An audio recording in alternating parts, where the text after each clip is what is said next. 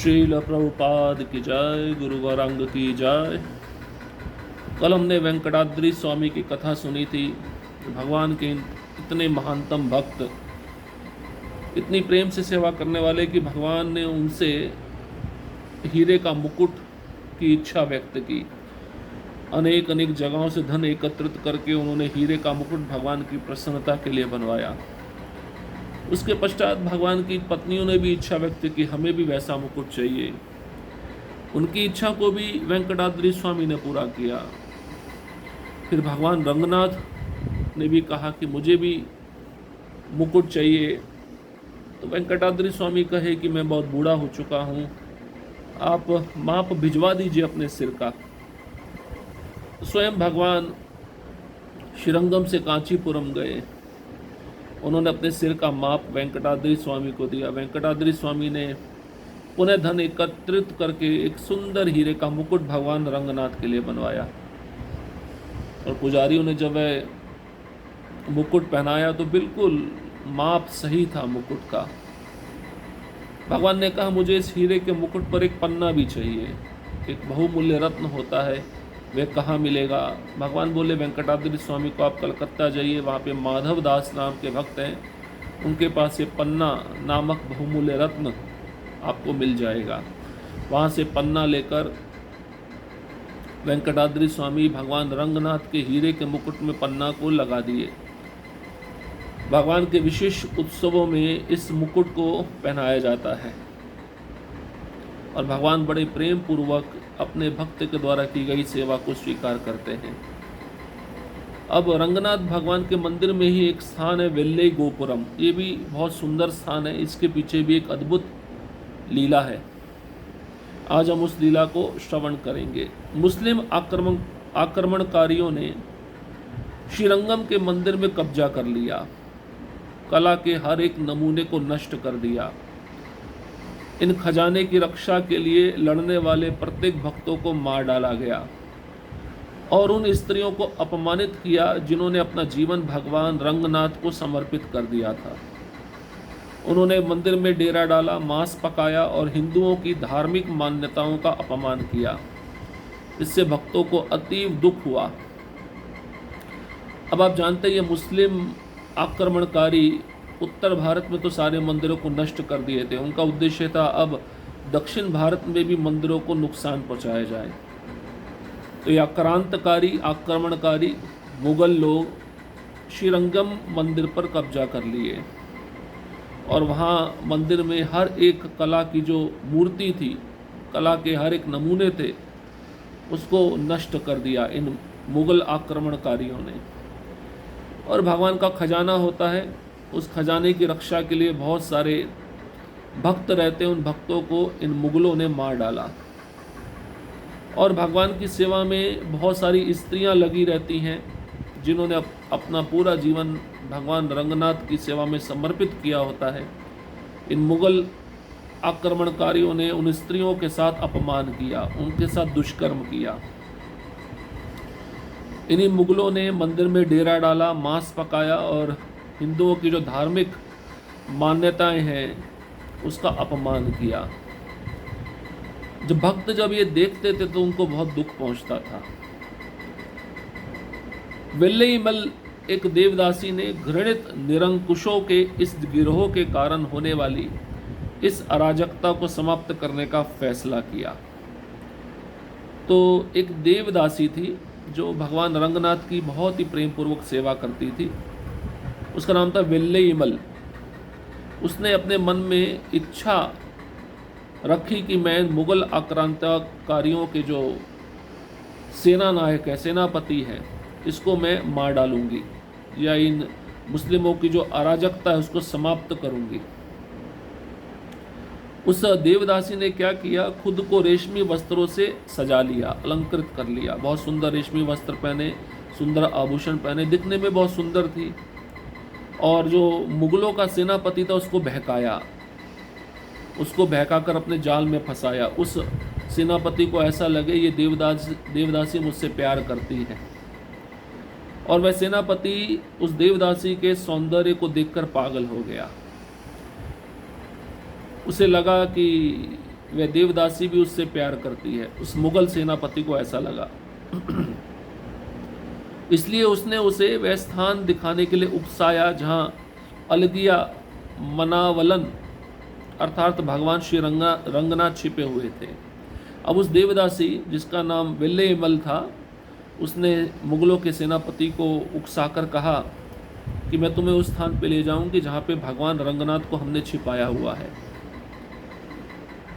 ऐसा करने का वादा करते हुए उसने उसे मंदिर के पूर्वी हिस्से में एक गोपुरम के शीर्ष पर निर्देशित किया। अब देवदासी बोली कि मैं उस स्थान पे तुमको लेके चलती हूँ। तो मंदिर का जो पूर्वी हिस्सा था, तो वहाँ पे भी एक गोपुरम था। गोपुरम कहते हैं गुंबद को, मंदिर के ऊपर वाले स्थान को। उस गोपुरम के ऊपर इशारा करते हुए देवदासी ने कहा, वहाँ पे श्री रंगनाथ भगवान को छिपाया हुआ है, सोने की मूर्ति है, तुमको मिल जाएगी, तुम उसको चुरा सकते हो। इस मीनार के ऊपर से उसने नीचे झुककर सोने के विमान पर उकेरे गए पर वासुदेव को देखने के लिए कहा। अब देवदासी उस सेनापति नायक को, मुगलों के सेनापति को उस स्थान पर ले गई, ऊपर ले गई, गोपुरम के पास में ले गई और उसको कहा नीचे झुककर देखो, पर वासुदेव का एक विग्रह है, वो विमान पर बनाया गया है। बड़े उत्साह के साथ अविवेकी सेनापति नीचे झुककर सोने के विमान पर उकेरे गए पर वासुदेव को देखने नीचे झुक गया और खिड़की के माध्यम से झांका। अब वो देवदासी की सौंदर्यता के प्रति बहुत आकृष्ट था। देवदासी जो बोल रही थी वैसा ही वो कर रहा था और धन का भी लालच था।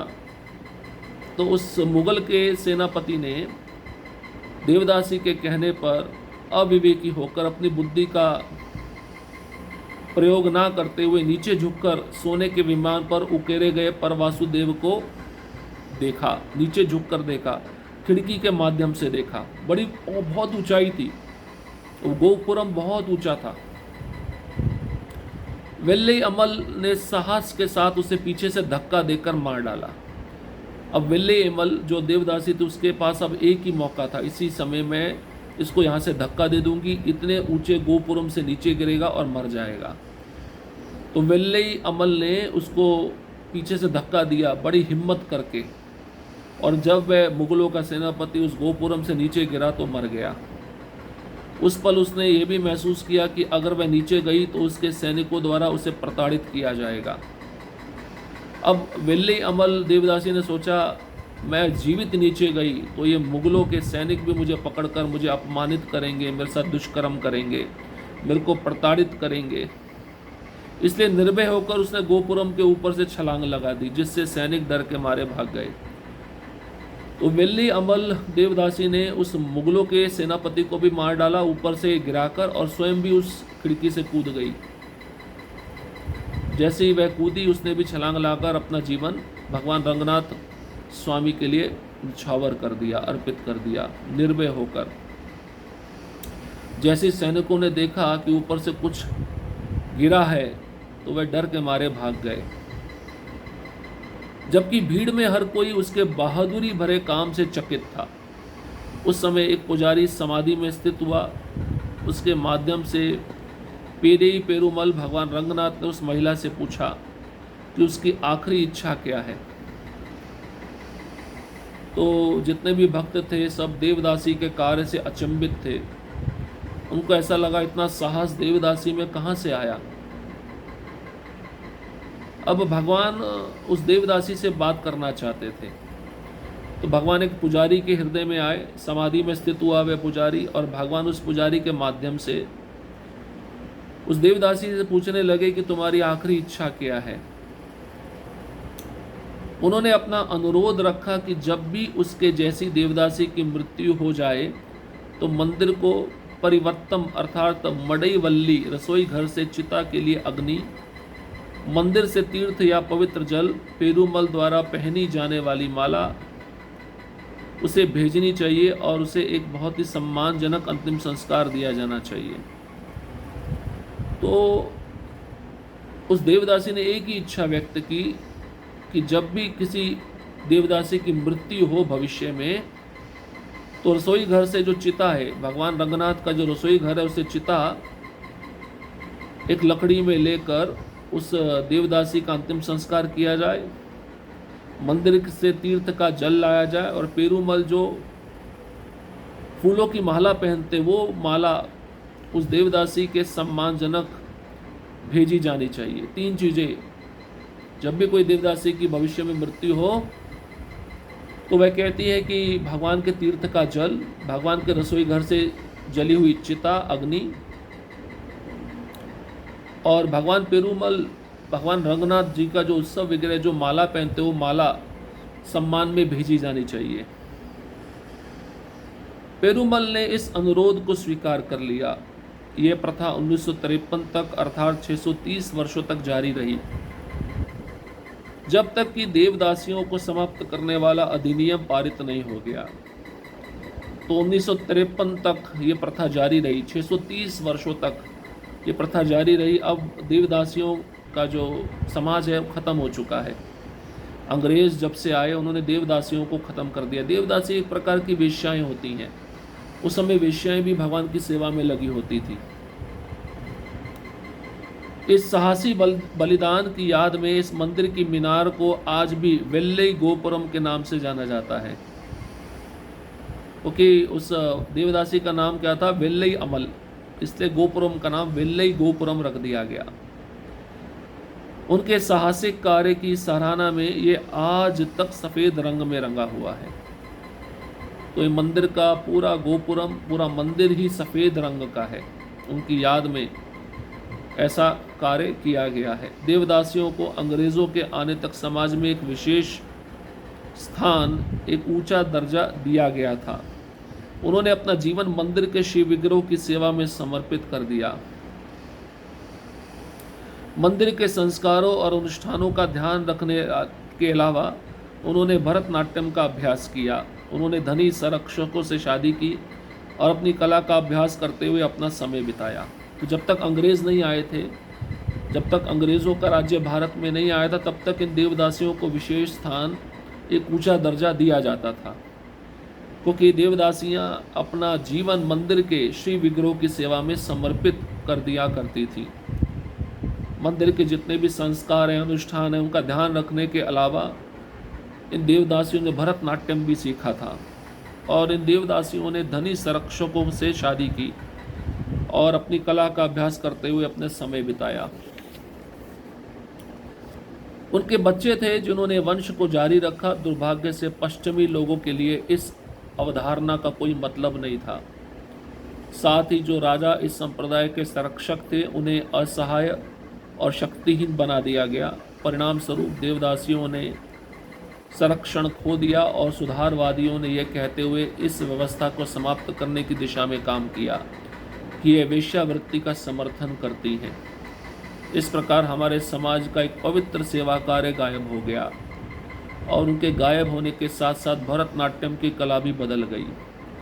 अब इन देवदासियों के बच्चे होते थे जिन्होंने आगे वंश को जारी रखा, लेकिन दुर्भाग्य से जो पाश्चात्य जगत के लोग थे, तो जब वे भारत में राज करने आए तो इस अवधारणा का उनके जीवन में कोई मतलब नहीं था और जो राजा इस देवदासियों के संप्रदाय का संरक्षक करते थे उन्हें असहाय और शक्तिहीन बना दिया गया। परिणाम स्वरूप देवदासियों ने संरक्षण खो दिया और सुधारवादियों ने इन देवदासियों की व्यवस्था को समाप्त करने की दिशा में काम किया और इस सुधारवादी आम लोग इस देवदासियों को वेश्यावृत्ति का समर्थन होते हुए कहते थे।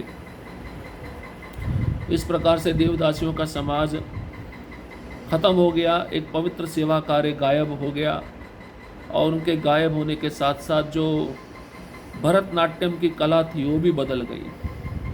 पूरा परिवर्तन आ गया। एक तबका, एक समाज जो भगवान की सेवा करता था, उस समाज को भगवान रंगनाथ की सेवा से वंचित कर दिया गया, जिन्होंने अपना जीवन दिया भगवान रंगनाथ की सेवा के लिए। तो इस प्रकार से किसी भी व्यक्ति को जो निम्न दर्जे का होता है, उसको अगर वह भगवान की सेवा में लगा, उसको साधारण नहीं समझना चाहिए। हरे कृष्णा कृष्ण कृष्ण हरे हरे, हरे राम राम राम हरे हरे। श्रील प्रभुपाद की जय, गुरु गौरांग की जय।